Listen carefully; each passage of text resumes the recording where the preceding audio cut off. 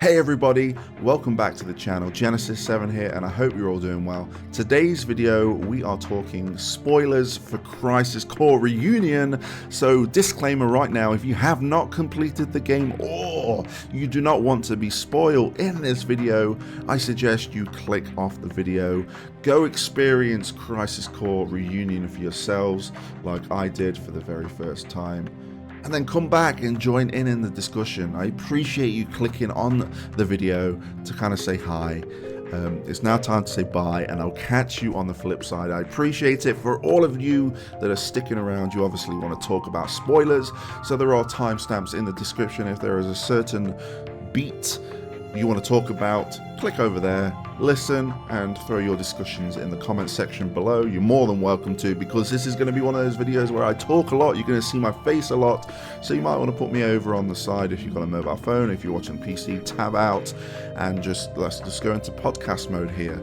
So hit the thumbs up and subscribe to the channel if you haven't already. There's one thing I want to touch upon just briefly. I missed out on my review. I do really want to touch upon, because the way I do my reviews, long story short, is I improvise my reviews. I have bullet points that I follow, and I just say whatever is on my mind. And then I do the magic of editing to put it all together, and then voila. But there are things that I miss when I do that kind of style of review, and one thing I missed was a point on voice acting. Now, I touched upon the fact that the new voice actors did an incredible job with the 2007 PSP game script that they were given. They changed a few words here and there, but ultimately they kind of like respected the original script, but it did take some getting used to Zack and Angeal's voice over the game. I think they improved and they became their own within that kind of script. That being said, Crisis Core is a very linear game, but it does have an incredible world, and the fact that every single voice line was acted added to this world so much, and I appreciate that. Just talking to every NPC 2 or even 3 times was incredible, just to add more to that world. And I just wanted to kudos that, give a little tilt of the hat at the beginning of this video, because I did miss that out in the review. If you haven't watched the review, go watch it, come back. There is something in the cards just there. But let's just talk into spoilers, and I think we need a bit of a kind of a build up before we get into the spoilers. Now, I'm a guy that played OG Final Fantasy VII. It was the game that changed me, changed the way I looked at video games. It was my first JRPG, and the first game where I just significantly read every single bit of the text and took that world in and just lived in that world during my earlier years of life. As time went on, we got more of this world with the compilation. We got AC, we got BC, we got CC, and we got DC. I'm just using abbreviations, but you all know what I mean there. We got that compilation, we got more of the world, and then as time has passed, Japanese Ultimanias have been translated, and this world is just absolutely massive.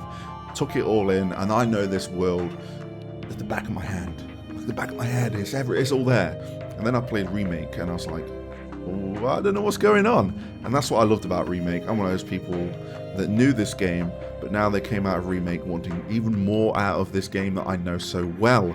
The reason I bring that up is because there are people that have played Remake that is their first introduction to kind of like Final Fantasy VII. So basically, I'm getting to the point of why did they bring out Crisis Core Reunion? Why now?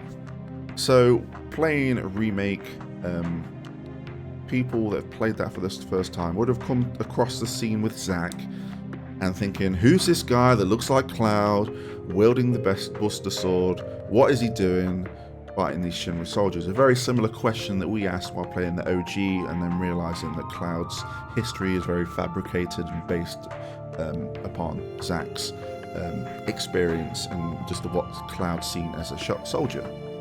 It's the same question. Who the hell's Zack? Why has he got the Buster Sword? People playing the Remake for the first time asked that. And obviously, he lived, and the unknown, the journey of the unknown. We all kind of came to OGs like me, and people playing it for the first time had the same question, like, oh, this guy's alive. What does this mean next? So, Crisis Core Reunion kind of tells you about Zack, doesn't it? It will let you learn all about him.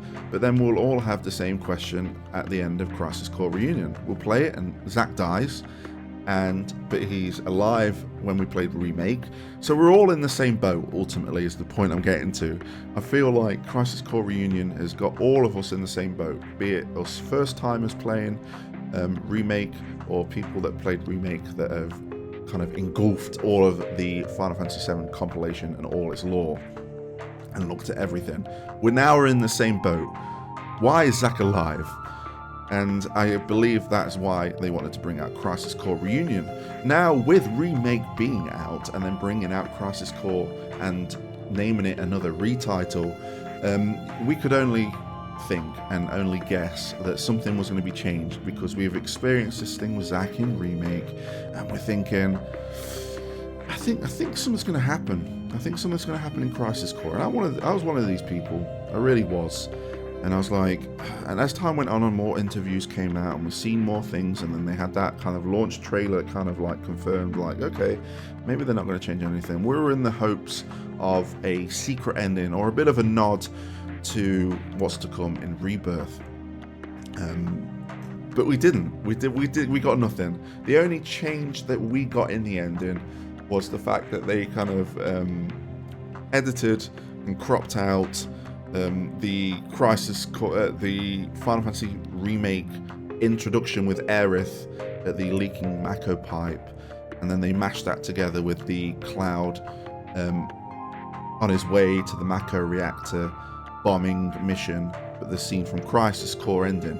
They mashed that together, which was a really weird choice. I don't know why they did that. They should have just kind of remade that completely.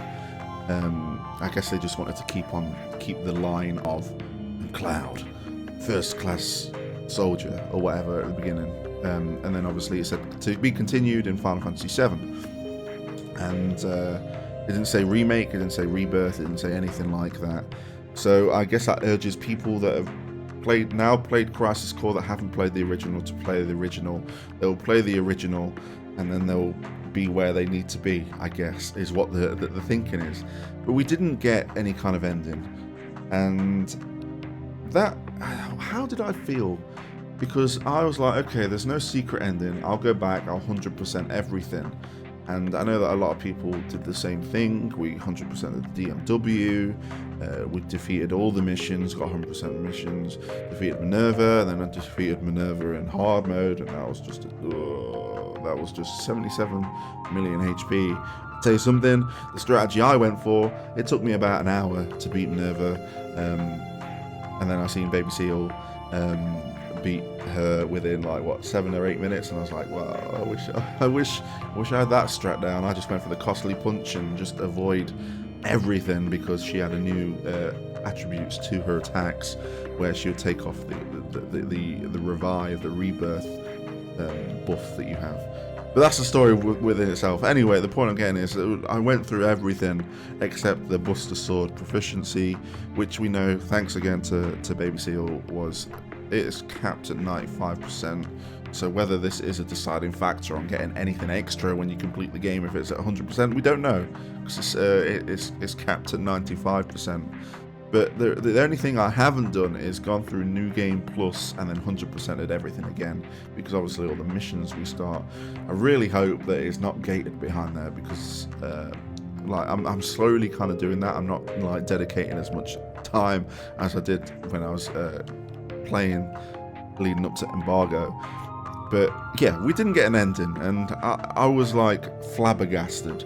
So that's why I made the secret ending that I've uploaded on the YouTube channel. A lot of people actually really like it, which surprised me. I thought a lot of people were going to be like, oh yeah, what the, because it's kind of clickbaity. It's not clickbaity. I put it's not real right at the end of the title, but you can't see that when you're scrolling through videos on YouTube. I know what I was doing, but I was trying to be like, I want people to see this, to see if people are in the same boat as me and they wanted something like this, but I don't want them to not click on the video because it already says it's that was my train of thought. But yeah, if you haven't seen that video, again, there is a link in the cards just over there. Please give it a watch.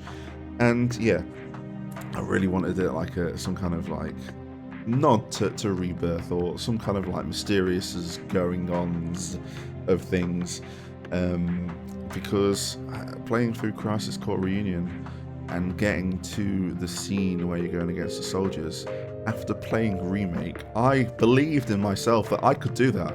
I could beat these soldiers. I'm not going to die because I've seen the path on the other side. I've seen the light on the other side. I've seen what happens when Zack lives, and it gets me excited. So I want to be the person that gets to kind of contribute to that, get him to live.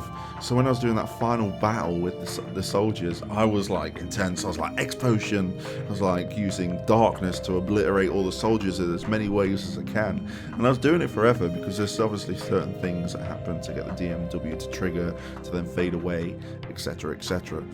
But in that moment, I was like, I can change what happens at the end of this game right now. This is the power in my hand. And I had that same feeling that I did when I played the PSP version, which is amazing.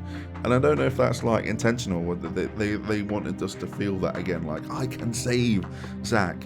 And then I didn't, and I was heartbroken at that ending. I was absolutely heartbroken at that ending.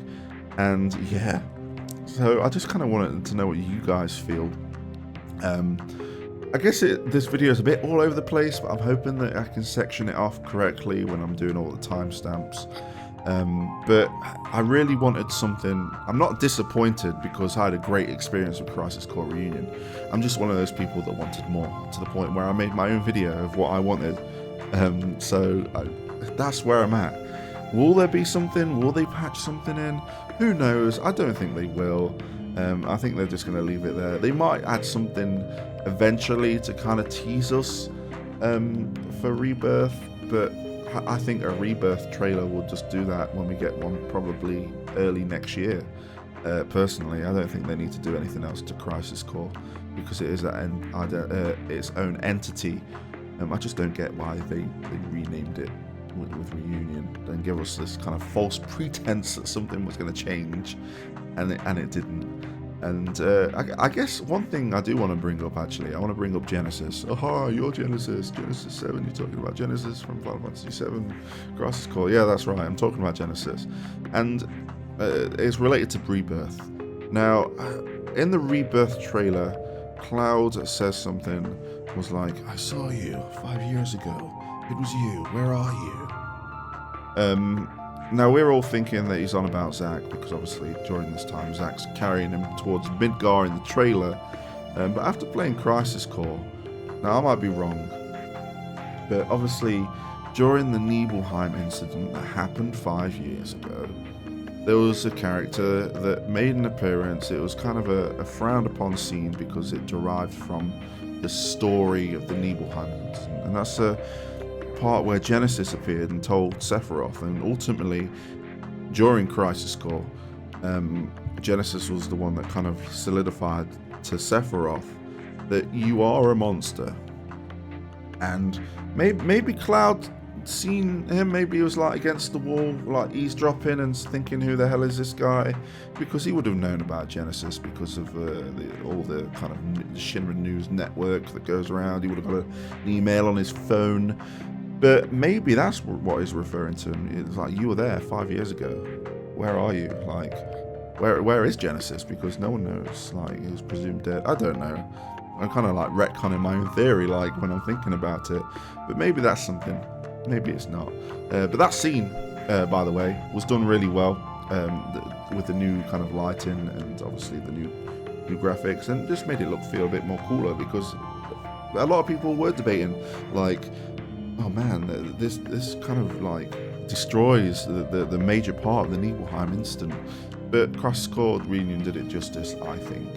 And it just made me think, like, maybe Cloud's on about he's seen Genesis because obviously the whole Rebirth logo appearing is the same way that Genesis's sword has that glow, and that's a story upon itself.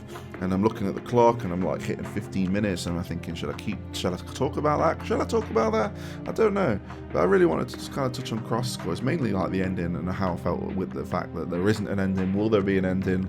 Is there actually an ending there somewhere? Will we just not find the requirements to do that? So many questions, and I just love it. That's what I love about this kind of Final Fantasy VII universe, this lore, this everything, is questions. I love the questions and the theories and everything else in between. But please let me know in the comment section below. I think I'm going to kind of leave the video there. Will there be gameplay in this video? Will I overlay some gameplay, or should I just leave my face here? I don't know. But yeah, let me know your thoughts of everything that I've talked about in the comment section below. Check out my trailer if you haven't already, for Rebirth, my made up kind of post-credit scene, and check out my review of Crisis Core if you want to know the fundamentals of the game, story aside.